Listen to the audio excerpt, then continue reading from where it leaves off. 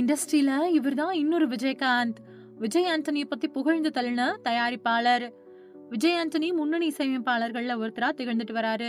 இசையமைப்பாளரா மட்டும் வலம் வந்துகிட்டு இருந்த அவரு, நான் படத்தின் மூலமா நடிகராவும் அறிமுகமானாரு. அந்த படம் ஹிட் ஆனதுக்கு அப்புறமா தொடர்ந்து படங்கள்ல நடிச்சிட்டு வரக்கூடிய அவரு, கடைசியா ரோமியோ படத்துல நடிச்சிருந்தாரு. படம் சுமாரான வரவேற்பு பெற்றிருந்தது. அடுத்ததா அவரோட நடிப்புல மழை பிடிக்காத மனிதன் அப்படிங்கிற படம் ரிலீஸ் ஆகிறதுக்கு இருக்கு. இந்த படத்தை விஜய் மில்டன் இயக்கியிருக்காரு. சுக்ரன் படம் மூலமா இசையமைப்பாளரா அறிமுகமானவர் தான் விஜய் ஆண்டனி. அந்த படத்துல அவர் பாட்டுக்கு மட்டும் இசையமைச்சிருந்தாரு. அதுக்கப்புறமா ஜீவா நடிச்ச டிஷ்யூம் படத்துக்கு இசையமைச்சதன் மூலமா அடையாளப்படுத்தப்பட்டார் விஜய் ஆண்டனி. இருந்தாலும் அவரை முன்னணி இசையமைப்பாளர்கள் வரிசையில உட்கார வச்சது காதலில் விழுந்தேன் படம்.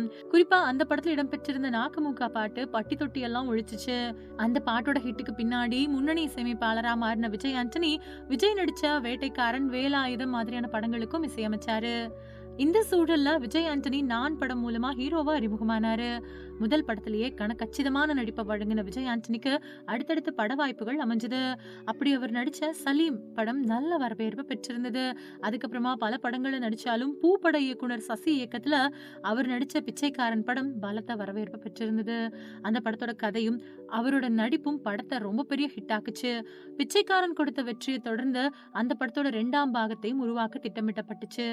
இந்த படத்தையும் சசி இயக்குவார் அப்படின்னு எதிர்பார்க்கப்பட்ட சூழல்ல விஜய் ஆண்டனியே இந்த படத்தை இயக்குவார் அப்படின்னு அறிவிக்கப்பட்டுச்சு. அதனால இசையமைப்பாளர், ஹீரோ, தயாரிப்பாளர் அப்படின்னு இருந்த விஜய் ஆண்டனி இயக்குனராகவும் இந்த படத்தின் மூலமா அவதாரம் எடுத்தாரு. இந்த படத்தோட ஷூட்டிங் அப்பதான் விஜய் ஆண்டனி விபத்தை சந்திச்சாரு அப்படிங்கறதும் குறிப்பிடத்தக்கது. ஷூட்டிங் ஸ்பாட்ல ஏற்பட்ட விபத்துல இருந்து மீண்ட அவருக்கு மீளா துயரமா அமைஞ்சது அவரோட மகள் மீராவோட மரணம். ஏதோ காரணத்தினால போன வருஷம் அவங்க தற்கொலை பண்ணிக்கிட்டாங்க. அதன் காரணமா விஜய் ஆண்டனி உடஞ்சே போயிட்டாரு. இப்பதான் கொஞ்சம் கொஞ்சமா மறுபடியும் மீண்டு திரைப்படங்கள்ல நடிக்க ஆரம்பிச்சிருக்காரு. அந்த வகையில ஹிட்லர் படத்துல நடிச்சாரு அவரு.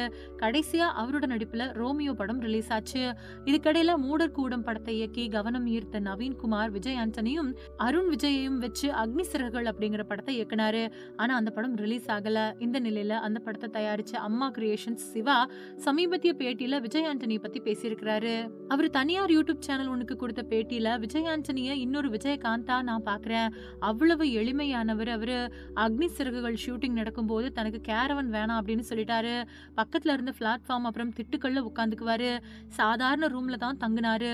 எனக்கு எந்த செலவையுமே அவர் வைக்கல அப்படின்னு புகழ்ந்திருக்காரு. விஜய் ஆண்டனி நடிப்புல அடுத்ததா விஜய் மில்டன் இயக்க இருக்கக்கூடிய மழை பிடிக்காத மனிதன் ரிலீஸ் ஆகிறதுக்கு இருக்கு. சமீபத்துல விஜய் ஆண்டனி நடிச்சிருந்த ரோமியோ படத்தை கடுமையா விமர்சனம் பண்ணியிருந்தாரு ப்ளூ சட்டை மாறன். அதுக்கு விஜய் ஆண்டனி பதிலடியும் கொடுத்திருந்தாரு. ஆனா ப்ளூ சட்டையோ அடுத்தடுத்த நாட்கள்ல விஜய் ஆண்டனியை தொடர்ந்து ட்ரோல் பண்ணிட்டே வந்தாரு. அவரோட இந்த செயலுக்கு ஒரு தரப்பு ஆதரவு தெரிவிக்க, இன்னொரு தரப்பு கண்டனமும் தெரிவிச்சது. இந்த சூழல்ல பத்திரிகையாளர்களை சந்திச்ச விஜய் மில்டன் ரோமியோ படத்துல விஜய் ஆண்டனி ரொம்ப அழகா நடிச்சிருந்தாரு. ப்ளூ சட்டை போட்டிருந்தா மட்டும் கண்ணு தெரியாதான்னு தெரியல. விஜய் ஆண்டனியோட கெரியர்ல சின்ன சின்ன எக்ஸ்பிரஷன்ஸ் கூட அழகா வெளிப்படுத்தின படம் அப்படின்னா அது ரோமியோ தான் அப்படின்னு சொல்லியிருந்தாரு.